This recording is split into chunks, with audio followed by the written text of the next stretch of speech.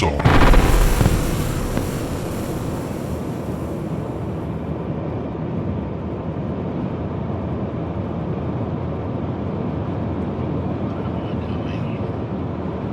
Get ready for the next one.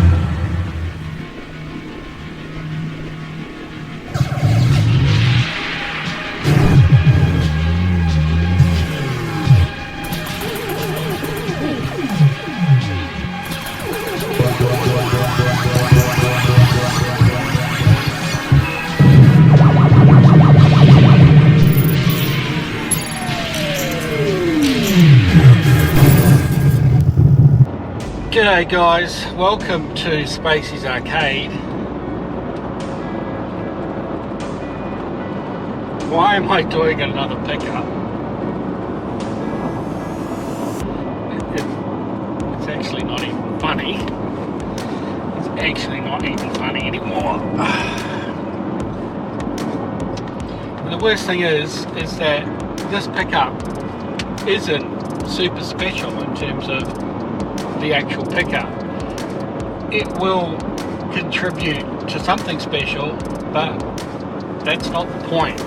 I think I told you guys several times that I wouldn't be picking up any old machine, and I'd only be picking up something if it was extraordinary, like, you know, even the Star Wars, that was extraordinary, that wasn't even mine. I was happy to pick up that. That's the perfect pickup for me right now. I don't need any more machines. I have to downsize.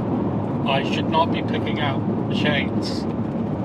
Someone please tell me how that should work, because I'm pretty sure it's supposed to work in that I'm not supposed to be driving to people's houses picking up their machines. I'm having a self-counselling session here, guys. Sorry, I'm just questioning. Am I lying to you? Am I lying to myself? I think both. Alright, so what the hell? What the hell? What the hell? Okay.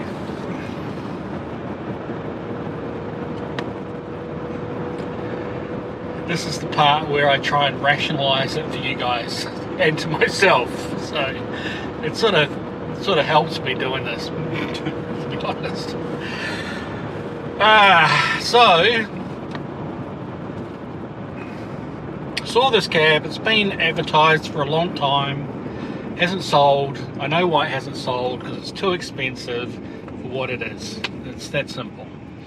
And I've not been really tempted either. I just thought, it's got a few interesting parts, but yeah, I just sort of let it go. Anyway, it keeps coming back up in the search, guys, and then just recently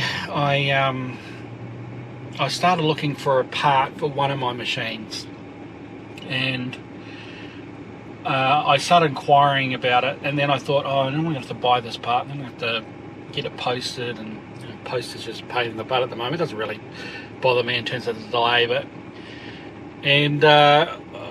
anyway, I was searching around for it, and no one's really got one, and then I came back to this advert again for this machine. It's like, it's got the part I need. It's got the part I need. So, guys, what I did is I sent the seller an email, and I said, hey, would you separate this part of the machine and just sell me that, and I'll give you, X. So we'll talk about prices, but a fair price just for that part, knowing that it would be an inconvenience, and then if you had sold the rest of the machine, it would be without that part, right? So I thought I'd try, and he came back to me and he says, well, what do you think the whole machine's worth? And I'm like, here we go, reel them in. But I wasn't going to have it, guys, because I was like, no, I'm not interested in the whole machine. I just want that one part. And so anyway, I sent him back a price. I said, look, it's probably, to me personally, it's worth about a third of what you're asking, right? But I actually said to him, but really, even if you went like half of what you're asking, you would get that. I think it would sell at that. And so I just said, look, it's really only worth a third to me. Anyway, and I sort of explained why, guys. I sort of said, I told him sort of what he had there. Not in a way to devalue it. I was just being truthful to him. We'll go through it all later, guys. We'll go through the what we do have. And I'm purposely not telling you because let's make it a surprise. Go through it together. And anyway, so he came back. He said, "Oh well, thanks. Thanks for all the information. That's cool and stuff." And I was like, "Yeah, that's cool." And he didn't actually say if he'd sell me the part or not, but he just left it at that. Anyway, it was just time went past. I didn't really, wasn't that fast. I went back, checked, and he said, "Oh, look, if you came at pretty much just under half the price, you can have it." And I'm like, "No, don't say that. Don't say that."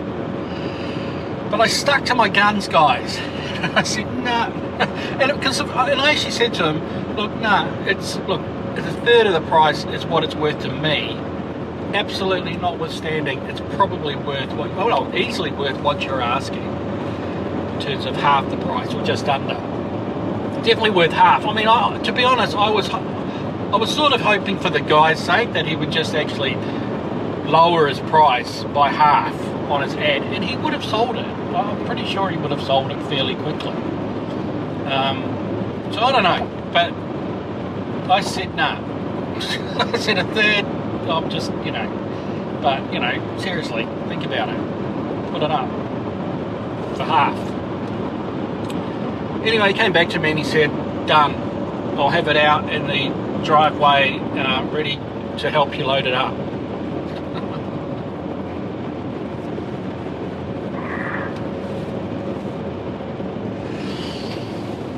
Now, I had just been cleaning up the outside area of our house, guys. It's been a mess, as you know. For almost months, we've been dealing with all the stuff that's come back from storage. Again, I have half my machines, not half, but some of my machines not at the house. They're at some other location. And there's just no room for anything else. And today we really cleaned up outside and got rid of almost the last of the stuff from the storage unit. My wife was pretty pleased and happy. And then that's exactly when we finished all that. That's when the guy, went through this conversation and said, to pick it up at a third of the price. And so I had to turn to my wife and go, "Can I use your car?" Now I have to use her car and not. I got my 4-wheel drive now, but her one is bigger and I need the extra space, and it may not still fit in here. So I've got some tie downs to tie it down as well, guys. But she was not happy. She was like, "Oh, okay, so you just wanted to clean up the whole outside so that you could go pick up another machine." I'm like, seriously, it's not how it happened. I was not. I just can't. You can't make it up, guys. I can't. It's like, I'm not supposed to be getting off here. Sorry. Concentrate on the road a little bit. Make sure I miss this turn off. No, it's not this one. Okay. So anyway, guys, that's it. that's the backstory. As much as a backstory that there is for this. So let's get to the seller's house. Let's pick up this mystery machine. Let's bring it back. I certainly won't film at the seller's house. It's just, yeah, let's wait till we get it back, guys, and let's take a look and see what we have. Let's get to the guy's place.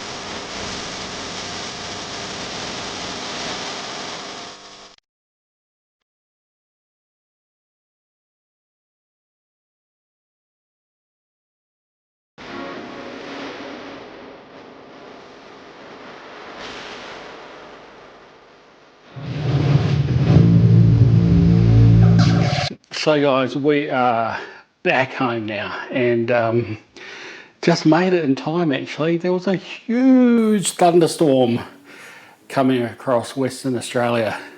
I think it might have just skirted past us actually on the way down south. And I was rushing to get it in. The rain started coming down. Maybe the arcade gods were going, "What are you doing?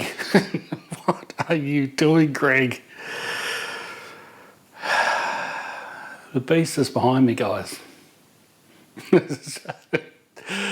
This is not like any other uncovering. Like, to think where I am in the channel now in relation to the sort of games we picked up, this is not one that should be under a shroud for a big hurrah. It just shouldn't. You'll see why in a minute. But what the heck? Let's have some fun with this, guys. Because it's funny. It is funny. Now, I arrived there at the guy's place, and it was funny. The house number it was 22, and it had 22A next to it. So I went up the drive, and there was a house on the right, and I thought, okay, that must be 22, and that must be 22A. And I thought that's a bit weird. Normally you'd have an A and a B if it was a back section. Anyway, I hear this voice boom out from on top of the roof from the house in front, and he said, "Hey bro, come around the front, man." And I was like, awesome. And sure enough, there was the main 22 house, and then there was like another 22, and then a 22. I don't know. It was funny. Anyway, this guy was really, really cool, really casual. And we ended up spinning up a game on this, guys, and had a lot of fun, actually. It was just sitting outside. He'd plugged it in. And I can't say it was a garage. It was just a big open pergola sort of area, but it was like huge. And he had stuff just like everywhere. And he just set up the machine. He said, "Come on, man, let's have a game. Let's go head to head, man. Show me how it's played." So I was like firing away. And is that a giveaway? It's not actually. And we had a lot of fun. And then as we were doing it, he said, "Oh, you know, I don't know how it came." Well, I do know how it came in the conversation, but he said, "Oh, I'm a drummer." And I said, "Well, I'm a drummer too, mate." And he says, "Oh, are you serious?" He says, "Oh, check out this bongo I just picked up from Indonesia." So he went inside, came out with this bongo. I wish I took a photo of this bongo, actually. I'm just like kicking myself now because I thought, I didn't want to film the guy at the time. It would feel weird. But I should have taken a photo of this bongo. It was a beautiful Indonesian carving, like awesome carving at the bottom, this huge big bongo. And we're smacking away, playing the bongo, man, out the front of his house. I'm fanging it, he's fanging it, and we're trying to learn the techniques. He was trying to ask me if I knew techniques. I said, "Man, I'm only good with sticks and not that good. With the hands, it's all a different thing on the bongos, guys." Anyway, this is what I love about pickups. It's just the interesting people you meet. It's just so much fun, guys. Anyway, I know you're dying. What are you? Oh, man. Oh.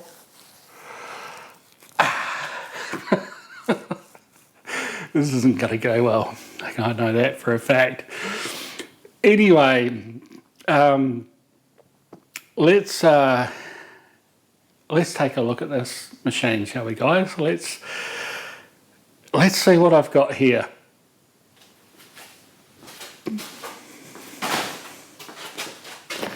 The big reveal. Oh my God.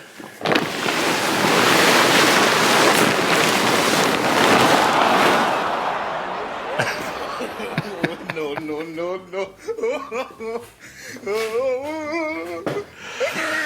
What the? Okay, guys. Have you picked it? Do you understand what I've got here? Oh, this really cool artwork, Hyper Olympic. factory original.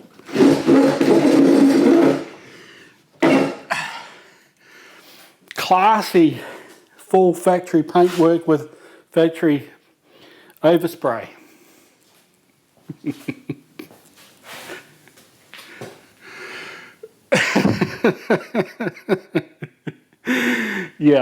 Yeah, this is why I was just passing on this machine every time I saw it. However, guys, what it has that I don't have on my Space Invaders machine, because we haven't worked it out yet, this is a Space Invaders cab. It's an LAI Space Invaders. I know it's an LAI and not a Tato, and it's unfortunate it's not a Tato, because these side pieces are MDF and not plywood with the orange stripe. That's a shame, but it's a solid LAI cab, and the LAI cab that I now have inside for my Spacies does not have this coin door. So that was the part I was asking. It doesn't even have this other side here, but probably, guys, if I got on some of the Facebook groups or something and asked for one of these, I probably could have got one quick smart, but I've ended up now with another Space Invaders cabinet with Hyper Olympic, the same Hyper Olympic control panel, which I have. This one's in much better condition. It's still got a bit of, but it's definitely better than mine. And from the looks of it, it looks to be the same thing. It's just got added stuff around the side. So I think this is a one-to-one swap. And that was the other thing that attracted me to this machine. And it's got a working Hyper Olympic board in it. And we'll just see how much working it is. So guys, it may seem a little crazy, but the thing is, I have another Space Invaders control panel. I've got two. I've got one for the Space Invaders I have in there, and I do have a spare. So I do have another control panel. I do have a Part 2 Space Invaders bezel, and that was pretty hard to find, actually. But I have one of those, and I have a Part 1, so I can actually get the bezel sorted out. My Space Invaders doesn't have a chassis on the black and white monitor, and it still has some of the original wiring, I think. I would need to get some original boards in there. It's got the mirror, it's got the moonscape. Of course, all of that's missing on this one. But I do have a working colour monitor. It's just, what am I doing, guys? What am I doing? The thing is, I can't look at this thing. It needs to come back. It needs to be restored, guys. I mean, and I say restored loosely with my skills, but anything's got to be better than its current incarnation. You've got to, come on. I'll give them props for the way they've done this Hyper Olympic. I don't know, I feel like this should have been in a Jamaican cafe. It's green on this side, guys. It's green, yellow, and red. I feel like just chilling out in a cafe and just having something to smoke on. And I'll tell you what, this thing is so much stench of smoke. Oh my God, I put this in the car and I was choking in the car. I had to wind down the windows. And sorry to all you smokers out there, I used to be a smoker myself for years and years and years. It's just one of those things, when you stop smoking, the whole smell thing disappears starts to become more prevalent, and it becomes really, really, really strong and overpowering. When you're smoking, you don't smell it. It's really strange, but whew, this has had all sorts of smoke. All sorts of smoke, guys. All right, so let me take the camera off the tripod, guys, and let me show you around the back. Let's turn this thing on. Let's see exactly what we've got here. Okay, guys, look at this side, this panel. Now, this, as I said, this is like MDF type stuff. It's just not plywood. You can see it's sort of bubbling here. I've got that sort of same problem on the cabin side. The only thing is that this might be a little bit better because it's been protected by this awesome artwork. I don't know. There's a part of me that's like liking this. I think someone had the right idea, and yeah, they just sort of slapped it together. I don't see an operator doing it like this. I mean, this front piece, this yellow, is really, really rough. You know, it's just like overspray everywhere. What's really bizarre, it's like they've taken this off and then pot riveted it back in, because there's no way they would have painted that yellow in behind there. That's not overspray, guys, that's yellow behind. So I don't know what they did there. That's the coin door I wanted. Showing that up. I'm still missing the metal piece there, so more than likely I'm going to end up having to find another coin door anyway. You know, it's a little bit beaten on the bottom, but mine is too, and that's the problem with these LAIs. But other than that, this cab is very, very solid. Absolutely solid cab. So I don't know, and as you can see, it's a much better control panel than my Hyper Olympic. This certainly would have been out on location. You can see the burn-in Hyper Olympic on here. And I don't know, guys, while I'm still trying to get a black and white chassis for my black and white tube in the original, and of course you want that originality. I think if I did a part 2 with some multi-games in that era, you know, or even if it was off the Braze kit with the multi-kit, I don't know.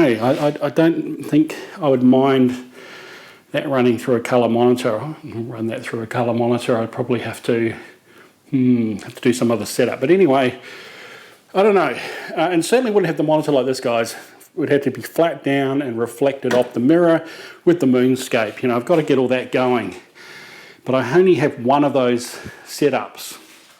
So I don't know what I'll do with the other cab. And of course, you know, I really could do a part 1 and I could do a part 2 and have them both. Maybe one with a multi, one more totally original. I don't know, guys. I don't know. You know, I wasn't going to buy this. I was just going to buy the coin door. That's all I wanted. And now I've got this. So, go figure. All right, let's turn this around and have a look what's in the back. Okay, I decided to move the light rather than turn the cab around. Okay, what have we got in the back here? Well, a standard monitor here. It's a Mitsubishi, really, really strange chassis. I've not seen a chassis like this. Let's check this out, guys. Massive chassis with all these components that are on that board that are not populated. That's just weird. It's the first time I've seen that.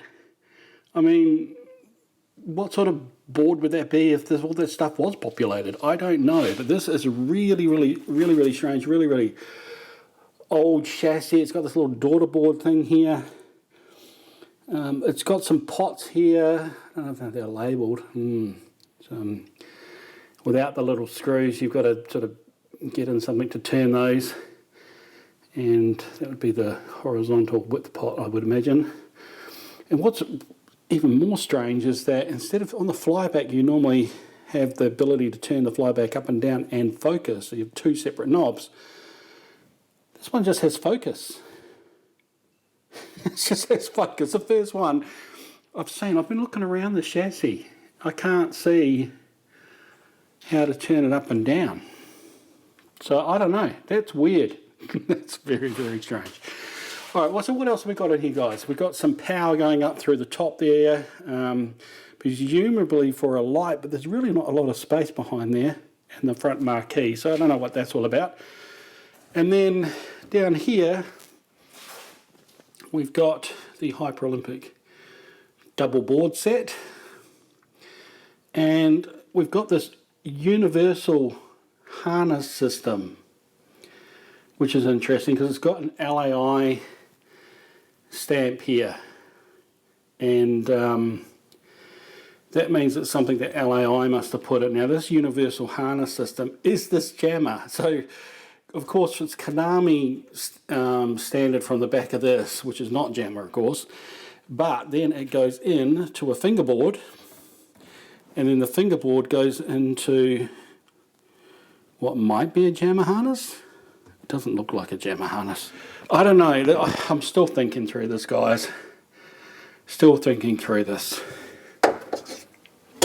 Had no back, which is a shame because the back of mine was rotted. I think they rot in all the LAIs, unfortunately. I have the measurements to make up a new one though. And I did see this 20-cent coin in here. And the year on it is, I don't know if you're going to be able to pick that out, but it's 1999. It's 1999. Gonna party like it's nine. Yeah, okay. So, some dodgy wiring. We've got a number of transformers in here. I'm one around the back. Is it actually hooked up? It is hooked up, but this is hooked up too. What's going on there? And the switching power supply, and a small one which would normally be for sound. Huh. Curious. Dead bulb there and a cover from something. Of course, all the coin box area is gone. There's the back of the coin door, and then there's all those beautiful buttons on the Hyper Olympic control panel. It was quite tightly put away there. All this wiring, again, very, very tidy. So yeah, I don't know, guys.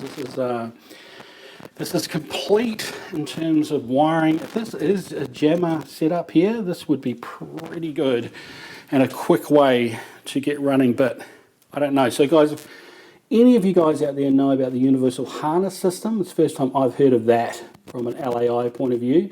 If any of you have heard of that, let me know if that is actually jammer or not, because it may not be. Up here, we've got the plaque here and the serial number, guys. You know what's special about this? It seems like it's a low, 101.27. I guarantee you they didn't, that wasn't, well, I mean, it could have been 10,127th machine, maybe.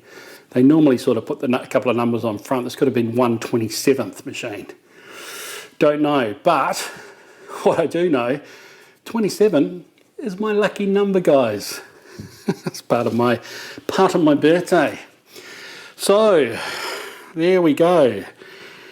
And is this all working? Because the guy said, yeah, man, it's all sweet, bro. It's working cool. I said, oh, man, okay, let's switch it on and see. And so we did that. And it wasn't quite working 100%. So let's switch it on and take a look. And as you can see, oh, looks good, and oh, we've got some sprite issues here, guys. But other than that, everything else looks sweet. The world record's reset, actually. No, we didn't actually get a world record when we played. So maybe he hasn't got one yet. The funny thing is he actually said he'd never got past the hurdle screen because he didn't know how. So that was the fun that we were having when we were playing it, because I was teaching him how to play, and we got up to the hammer throw, actually. So we got past the hurdles, which he got stuck on. And oh, it's interesting. I saw that disappear there. It only intermittent. So yeah, but anyway, we got up to the hammer throw. I showed him how that worked, and that was pretty cool. We didn't actually pass the hammer throw because I gave him a shot at it. And then I tried on the third try to get us through, and it ricocheted against the side, guys. So we didn't get to the high jump, but of course, as you know, the high jump sucks on this game. It's the worst screen. So I don't know, this it was a little bit intermittent there. Have we got one of the sprite chips, something going on there? Is this just a loose, EEPROM or something? See, it goes okay actually on that graphic, but that might be something different in terms of the way that those graphics are displayed. I don't know. I'm making it up here, guys. No sound. I think there was a sound in here. Oh, it should let me start again. And we get a start. Okay, pretty much hot wired that. those cables are not great in the coin box area. All right, so we don't seem to have any sound. Nothing going on there. Let me just check the board. Well, guys, the board was like on max, so I suspect probably the amplifier's blown on this board. They're pretty susceptible to blowing, so that could be a problem. This is pretty blurry though, and seems like I have a focus control. Let me see if I can just clean that up a bit.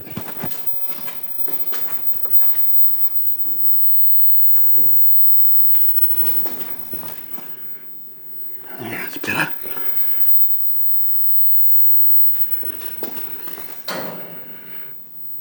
That's much better. Maybe a little bit more.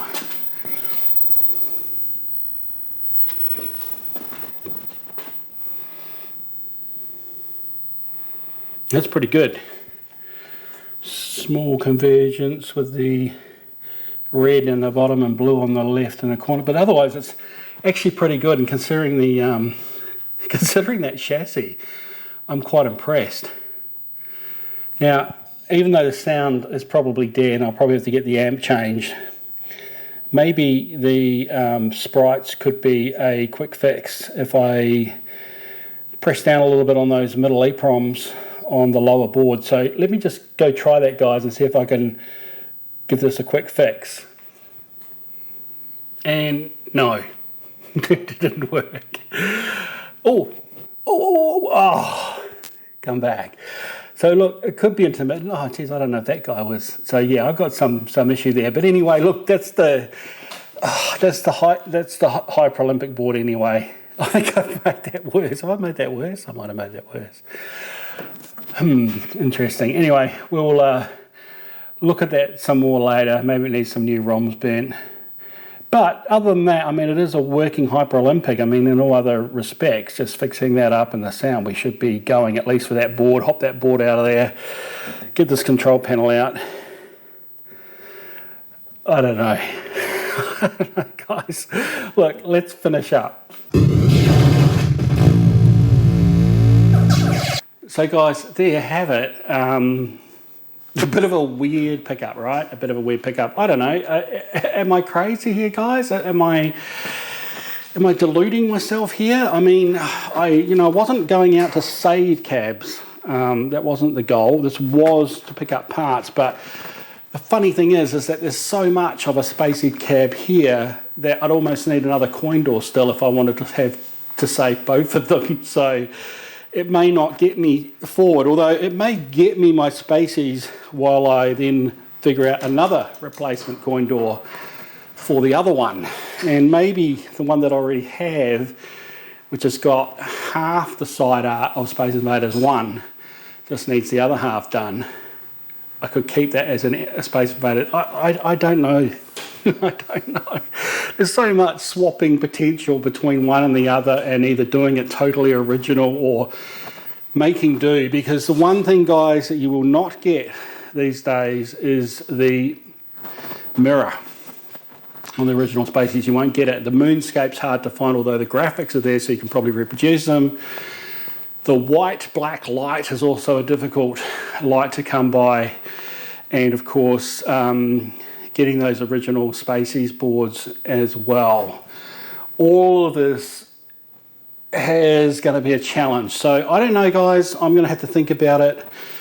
I've got my coin door. I've got my coin door. I've got a better Hyper Olympic panel too. And a potentially a relatively close to completely working Hyper Olympic board. And of course another Hyper Olympic marquee, the original one from LAI, which has the graphics from the manual. And a very, very decent, totally decent Space Invaders 1 cab. The part 2 was the same for the LAI as well. So I sort of think I did all right, guys. I think I paid probably what this was worth and on balance, especially with the screen with the burn-in, although you cannot see any of that burn-in right here. And I think if I use this monitor and pushed it down and reflected it back up, I don't think you wouldn't see any of that. Of course, it'd be reflected off the mirror in the other one. So, but I've already got Hyper Olympic. I've already got this control panel and this marquee even. So, I don't know, guys. I don't know. I don't know. All I know now, though, is that this is where my car should be. And I'm going to have to think about doing something pretty soon. So, let me know, comments below, guys. Hop on the Discord forum. Let's have a chat about this and let's work out where we can go with it. I feel like we've got a few arcade cabinet type projects coming back, guys. There's this one. There's the one that I was going to do a Crazy Kong conversion. I've changed my mind. It's going to be something else. We'll talk about that another day. Those two probably are the immediate ones. I want to do a resto of the Champ Sprint in the front there. So look, I think there's some cab, arcade cab videos coming up, guys. So if you like that sort of stuff, please consider subscribing if you haven't. The other thing is, guys, tonight I was actually going to do a VPX video. I had it planned. All yesterday I'd set up 2 special VPX tables to share with you, and I was going to do that tonight, and I got caught picking up this. So the VPX video will be the next video, guys. If you like pinball, if you like VPX, you want to see some really cool, 2 really awesome VPX tables, that'll be next week's video, I'm sure. And yeah, there's a list. There's stuff. There's always stuff happening, guys. Thanks for watching. Thanks for supporting the channel. For those people that are Patreon and PayPal supporters, links are down below if you want to do that as well. Chuck the cost of a coffee, guys. It all helps out if you can. I hope you enjoy these videos. I enjoy making them for you. Till next time, I think I'll have another game of good old Hyper Olympic here. Even though I have to hotwire it a little bit, I think I'll still need some coinage. Got a 20.